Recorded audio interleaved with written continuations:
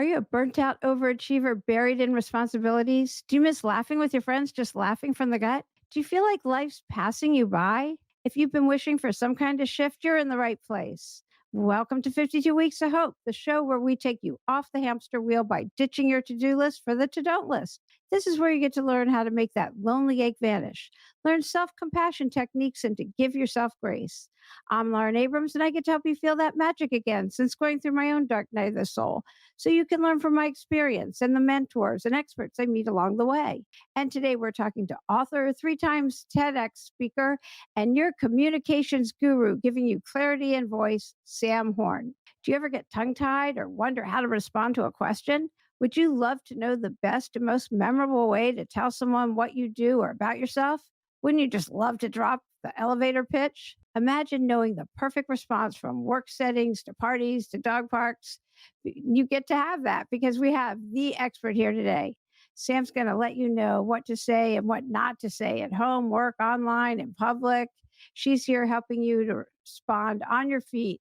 She's witty, funny, and very in demand. Welcome to 52 Weeks of Hope, Sam.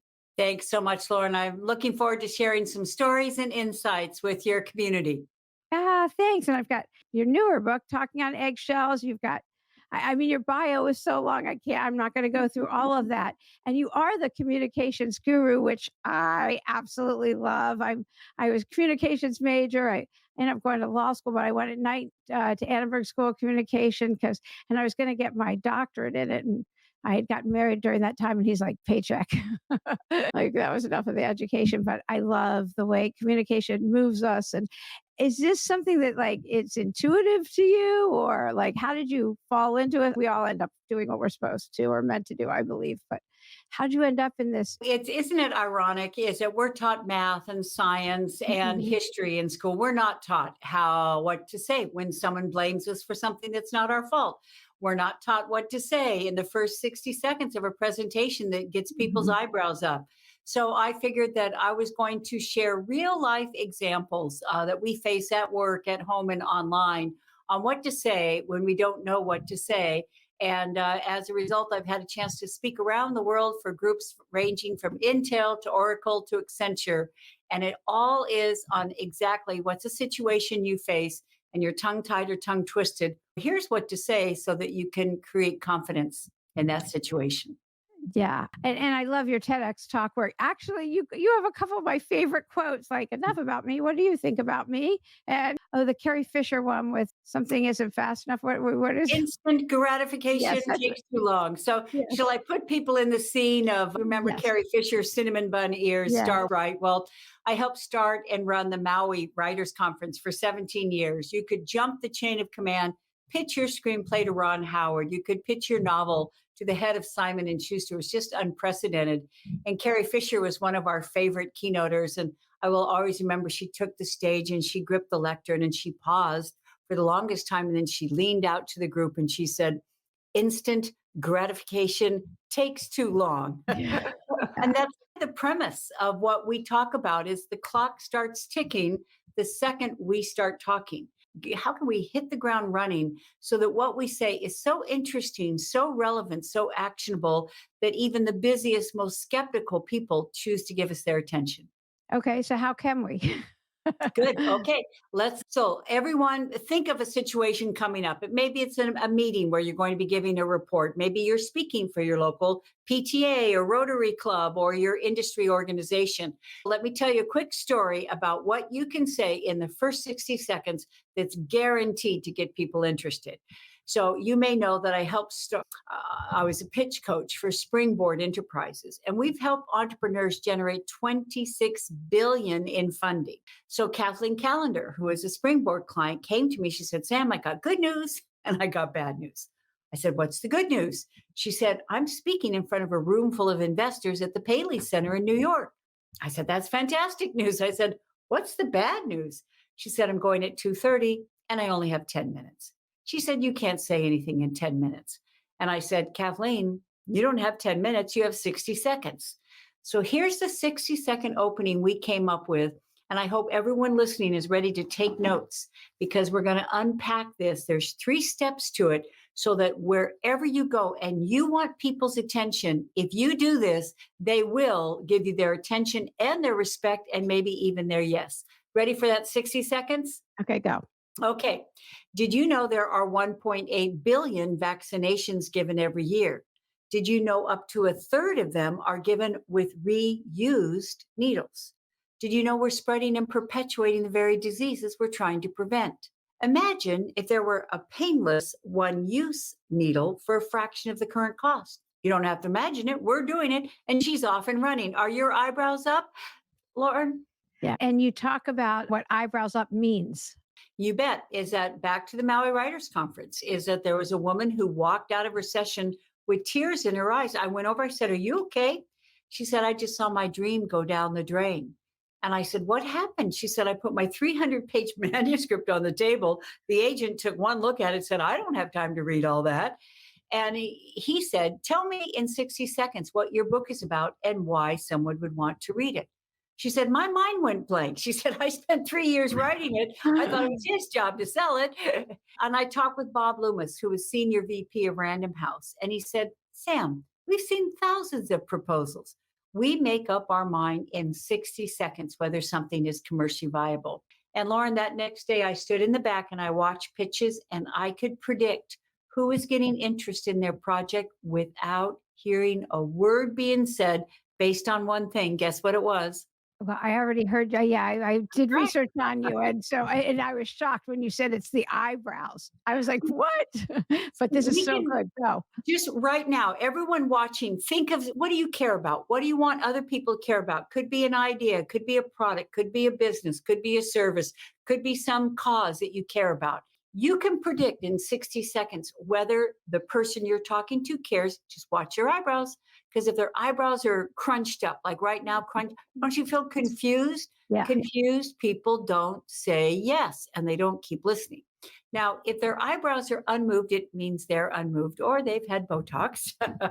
Now, right now, That means everyone they're up. just you're do you feel Yeah. intrigued, Yeah. curious? And You I'm want to know listening more? better. I listen better when I do that. I go, "Oh, I am. I'm paying way more attention when my eyebrows go up." S- Exactly. So Exactly. good. So how do you do a 60-second? Like, Okay. how do you do? So You here's the have to. three steps Yeah. right now, because we want this to be as actionable and as not just intriguing. It's something that everyone watching can put into use about something they care about. So, step one is that go to Google and put in what are startling statistics about blank, about the industry that you're targeting, about the demographic that you're meeting, about the problem you're solving, about the issue you're addressing, because up will come statistics even you didn't know. And one of the quickest way to get a skeptic's attention is to introduce something they don't know that they want to know. If you say, "Did you know this? Did you know this? Did you?" And they're going, "I didn't know it was that bad. I didn't know that many people were being affected. I didn't know it was getting worse." Do you see how we're asking instead of telling? We've already turned this into a dialogue instead of a monologue. In the first 10 seconds, we got the eyebrows up. Yeah. Now, Yeah. the second step is to use the word imagine, because if people are preoccupied, they're not really paying attention. As soon as you say, "Imagine this," they're picturing your point. They're seeing what you're saying. Imagine this if you could reduce that cost. Imagine if that many people didn't have to be affected. Imagine if you could do it faster. Imagine if you could do it cheaper. People are thinking, sounds pretty good. And now the third step, you don't have to imagine it. We're doing it. Now come in with your precedents or your evidence to show it's not speculative or pie in the sky. It's a done deal. And here's the testimonial. Here's the case study. Here's the article where it says it's true. You can do that in 60 seconds. Other people are still infobesity, telling people who they are or explaining their idea, infobesity. You hit the ground running. The eyebrows are up. They're already intrigued, engaged, and they want to keep listening. Is infobesity your word? Yes. That's an interesting. Yeah, okay, yeah. That was good. So those are the 3 steps. And is that a 60-second little blueprint? Would that work in the dog park? Let's give an example. Maybe Okay. you meet in the dog park, Fido and Fifi are having a good time, and someone says, "What do you do?" Now, if it's a casual conversation, we're not going to pitch our idea or we're Right. not going to talk about that. So here's another way we can introduce ourselves that really even works in the dog park. Ready? Yes. Okay, let's not do the elevator speech. I help blank do blank because people go, oh, it's the end of the conversation. We don't want to end the conversation. We want to open the conversation. So let me give you an example so you see how this works in the real world, and then we'll unpack it. So from now on, when someone says, what do you do, whether it's at the dog park or in line at the theater or at a conference or something, you've got a less than 60-second answer that actually leads to a meaningful conversation. So I'm speaking at Inc. 500. Now, Tim Ferriss, Jim Collins, Tom Peters are all there. And yet this was the most popular session because we worked on people's elevator speech, turning it into an elevator connection. So here's Colleen. She was Entrepreneur of the Year for the state of Oklahoma. And I said, so what do you do? Wah, wah, wah, wah. Lauren, at the end of 60 seconds, no one in the room had any idea what she did. And she was the CEO. Think about the lost opportunity cost, right? So I said, can we play? She said, sure. I said, what do you do that we can see or smell or taste or touch? And she said something about magnetic resonating imaging devices. And my light bulb went off. I said, oh, do you run the medical facilities that offer MRIs and CAT scans? She said, yes. I said, don't tell people that, because if you ask and you tell people what they do, they go, oh, into conversation. I said, ask a 3-part question. Do you know anyone, could be yourself, a friend, or family member who's had an MRI or CAT scan? Now put a sock in it, because they may say, I haven't, but my daughter, she hurt her knee playing soccer. She had an MRI. Now we just link what we do to what they just said. Oh, I run the medical facilities that offer MRIs like the one your daughter had when she hurt her knee playing soccer. Oh, look, they get it. Both people are talking in the first 60 seconds. It's a dialogue instead of I help blank do blank. And believe me, it leads to a lot more mutually rewarding conversations instead of a dead end. So you're an author of many books that are just incredibly successful. And we've got Talking on Eggshells, which I'll get to in a minute.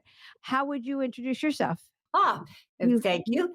It's, as you can tell, I don't believe in scripts, right? I believe in human interactions Yes. where it depends on the person I'm talking to or the situations. I just spoke at Joe Polish's Genius Network and Conscious Capitalism.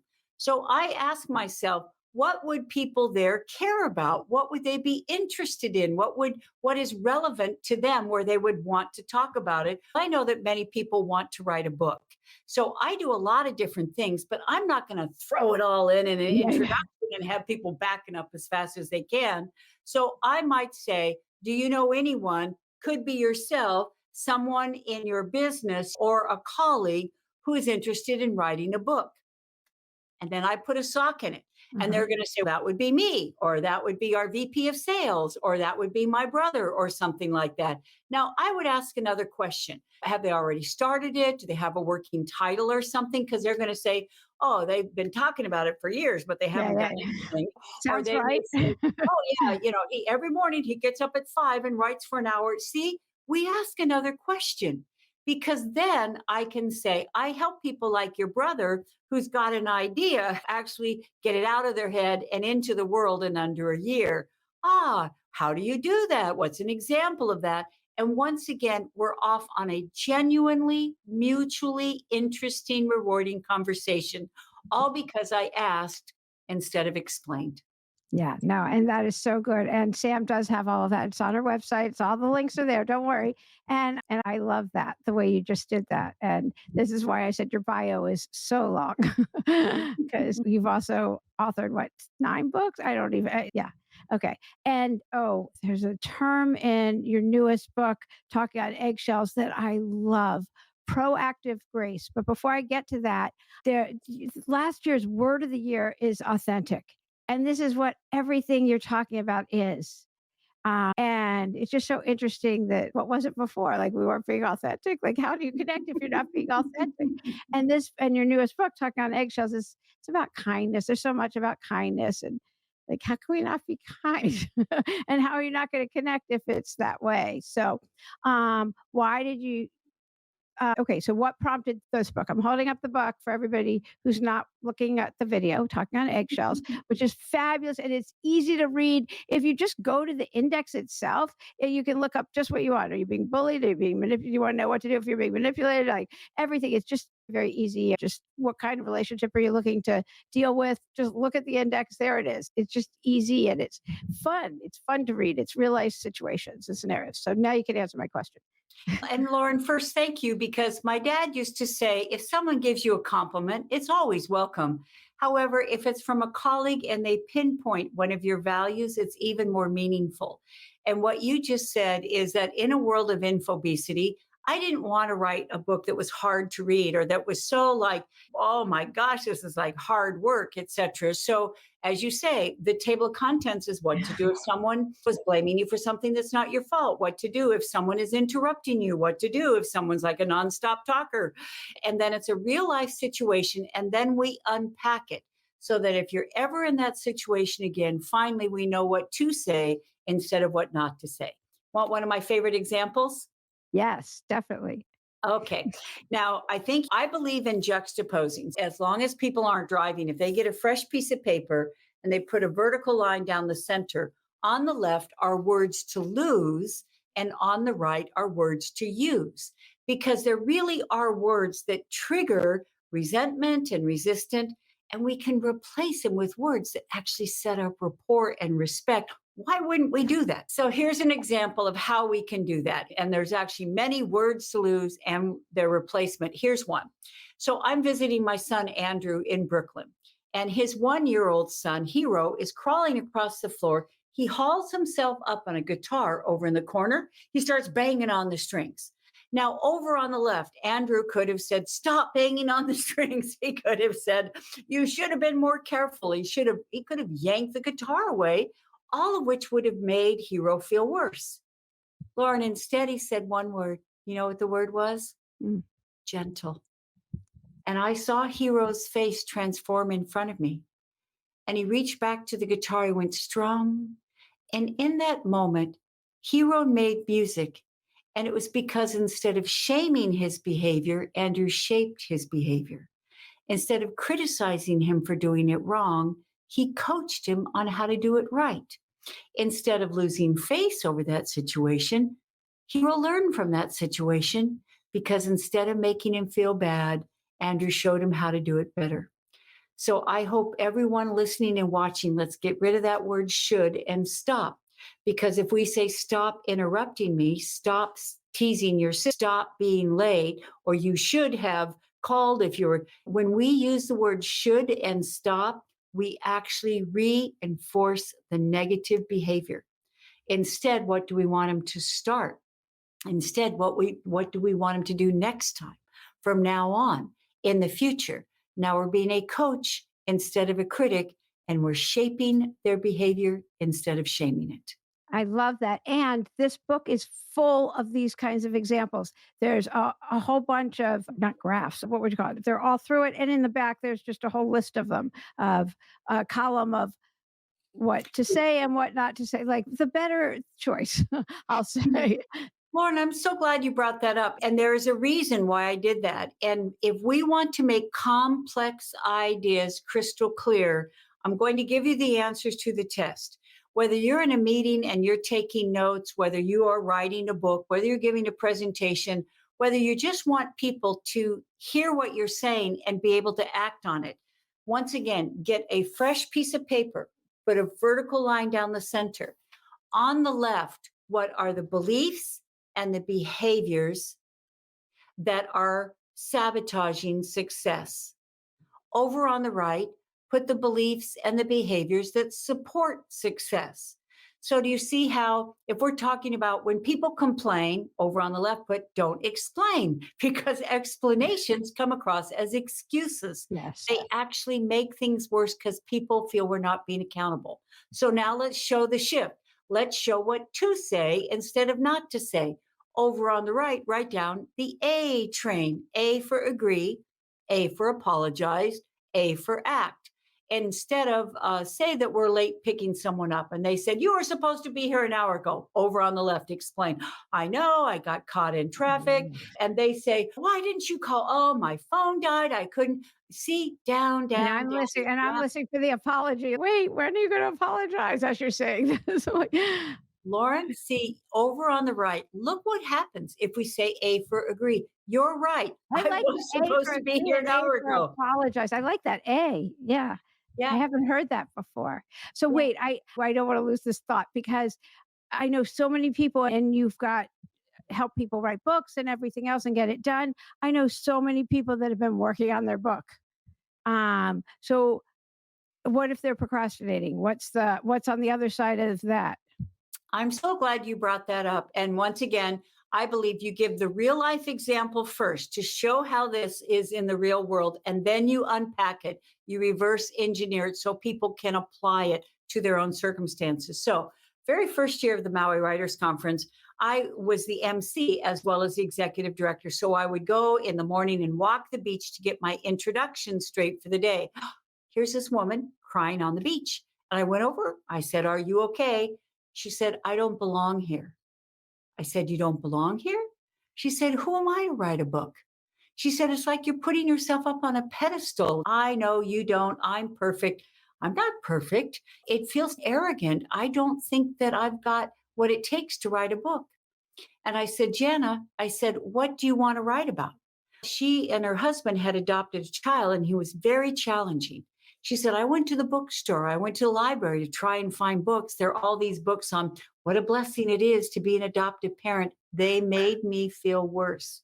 She said, I want to write the book I need. I can't find. And I said, what's an example of what you want to put in your book? And she thought about it for a moment. She said, I want to talk about the time that Ari was 3 years old and I fixed spaghetti for dinner. And he reaches across the table and he grabs a handful of spaghetti and he throws it in my face. And my first thought was, my son would never have done that.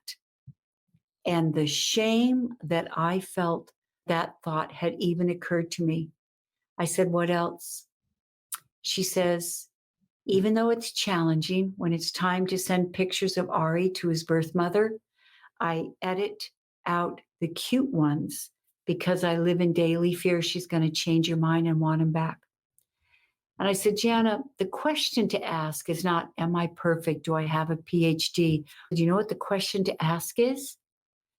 Would someone reading my book benefit? Because if someone reading your book will benefit, not only do you have the right to write, you have a responsibility Yeah, to there's a duty. Yeah. write. By the way, people can go online and look up Jana Wolf, Secret Thoughts of an Adoptive Mother. And I had a chance to run into Jana a couple years ago, and I was speaking in Hawaii. And she said, not a week goes by that she doesn't get an email from someone saying, I thought I was the only one. So if you can write a book, the question is not if you're the world's expert or if you have an MBA. No, the question is, would someone reading your book benefit? And if so, write on. Yay. You're being of service. And I always like to say nobody can do it the way you can do it. We all have our own unique handprint for a reason. So, yeah, I love that. What's the hardest challenge you've ever gone through and how did you get through it? What a wonderful question.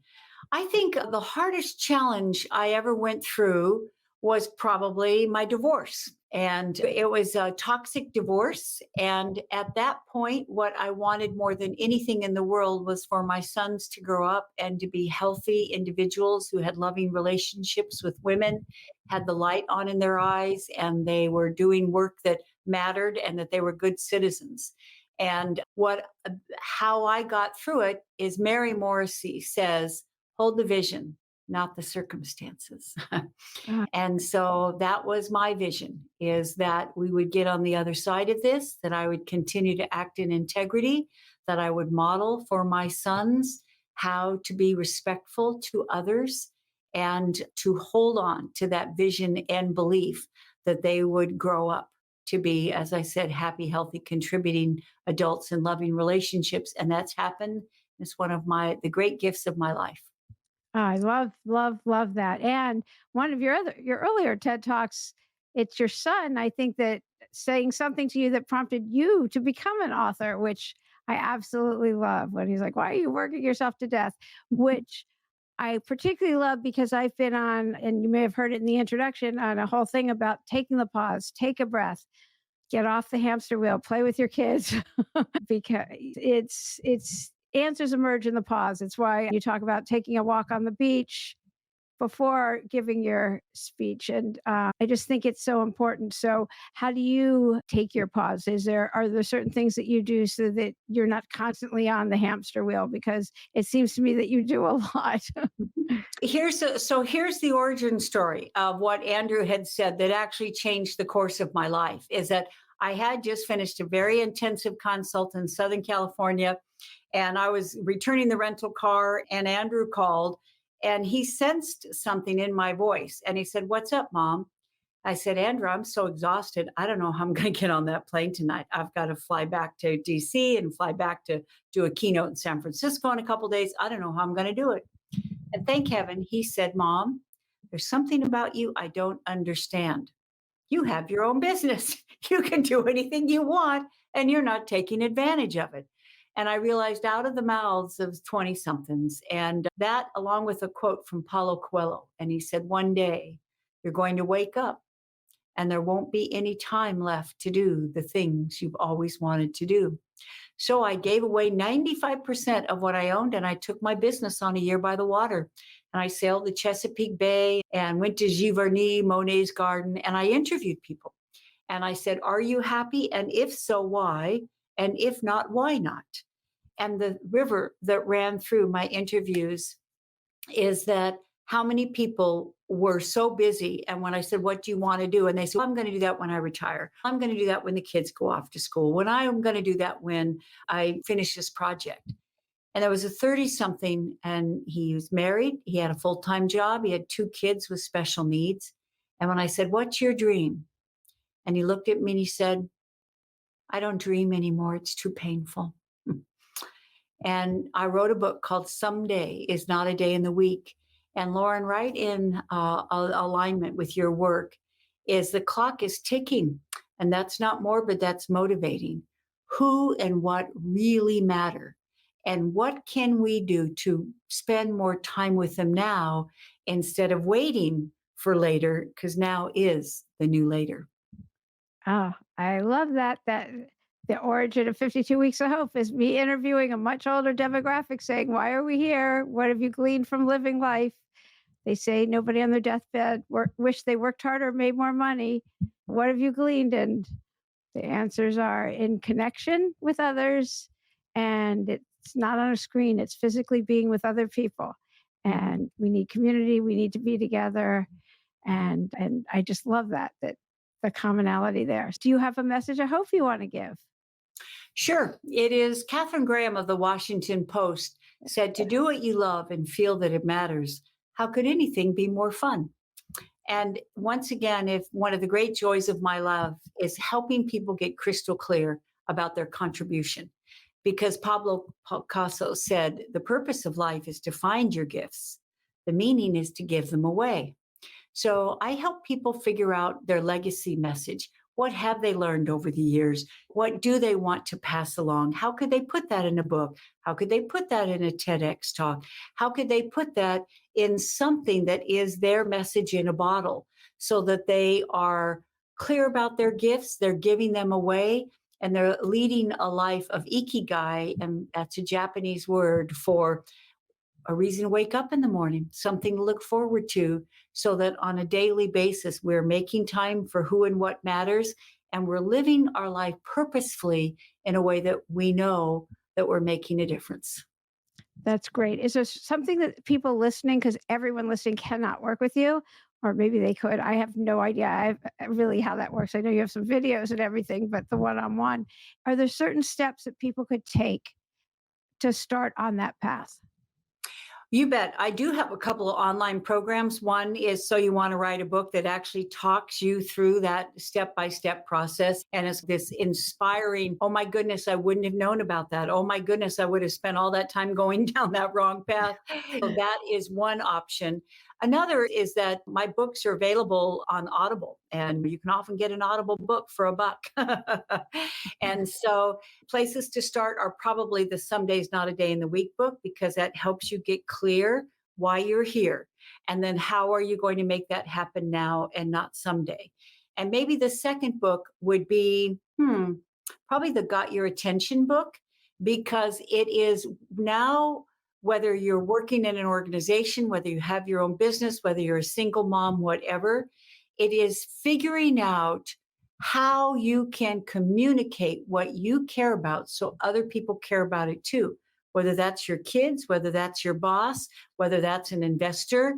And there is a way to speak clearly and concisely and compellingly in a way that people want to hear what you have to say. They get and value what they're saying, and they're more likely to remember it and act on it. Yeah, and that is great. Okay, so I don't want to forget the proactive grace. Mm, I just want, can you just talk about that briefly? you bet. Is that Pema Schroden said, "Do not let people pull you into their storm, pull them into your peace." And Mother Teresa said, "The world is full of good people. If you can't find one, be one." And Elvis Presley said, "When things go wrong, don't go with them." And see, we may agree with all that. We just don't know how to do it. And proactive grace, I think kindness and compassion are very important. And I don't think they're enough. I think that proactive grace is in a situation, it's helping people find solutions, not fault. It's turning a conflict into a clarifying conversation. It's using warm words like thank you, appreciate, look forward, instead of just business is not personal and just the facts, etc. It is being a force for good on a daily basis with the way we listen, with the way we put ourselves in another person's shoes and we empathize with them. And then we choose to respond instead of react, so that we're setting an example of integrity where people choose to respond in kind. I love that. I'm so happy that you joined us today. And is there any question that I didn't ask you that we're going to be done? You're going to be like, "Ah, Lauren didn't ask me this." Yeah, here is something that we haven't talked about yet that I think is integral to all of this, is that, do you have a mission statement? Because I was very fortunate in college. Our philosophy professor, the very first day of class, he said, "We're going to study Socrates and Plato and Aristotle." He said, "But first, you're going to come up with your own philosophy." And it needed to be under 100 words, and we had a week to work on it. And so I came up with my philosophy decades ago, and I haven't changed a word since. And it's my North Star. It guides my actions. And my philosophy is, my purpose is, my mission is to make a positive difference for as many people as possible while maintaining a happy, healthy life with friends and family. To come up with your mission statement is professional and personal.